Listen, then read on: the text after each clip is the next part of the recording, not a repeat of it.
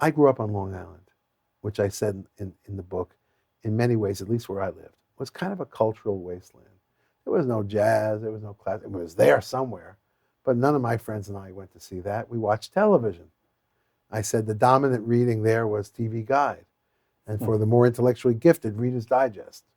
At least it wasn't, in my house. Maybe there was, I'm selling everyone else short, Maybe I'm being unfair. But the fact is, I was not near any culture.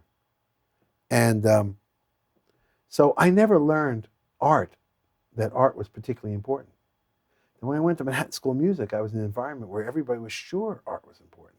And I had to pretend that I was sure art was important. But it was a lie. And as I kept moving towards the reality that it wasn't important before, it's not certainly important now just because all these people think it's important. And from that point of view, I felt detached. I just go up there and play. But even the people I'm playing with, I might see someone playing like this and they have their eyes closed. And not that you can't close your eyes, but I recognized that their eyes were not closed because they were deeply into music. Their eyes were closed because they were praying at that moment that they would succeed at what they were playing, that they would sound good. Mm-hmm. I could see this effort on stage, this drama, and I'm watching like an observer. What's everybody getting all excited about? This is only music, which I wrote in the book. It's only music. Which for some people, they go like, what? Yeah, it's only music. I used to say in clinics, I can show you why food is an essential subject. I can show you why air is an essential subject. What would happen even without clothes, although it's possible to exist. But what goes wrong if you don't have music? I mean, how can you not survive?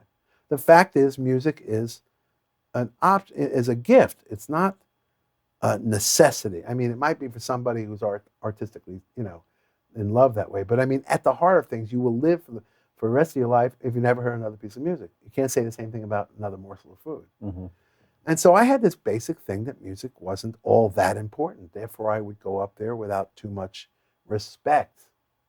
Now, I gained a lot of respect as I studied for all the greats, but I had a habit, which was a plus, of not feeling that respect when it's time for me to play. When it's time for me to play, I went back to that first experience on Long Island. It's as if no one ever played the piano before me. And so everything I played was just new. Because a frame of reference for me was a limitation.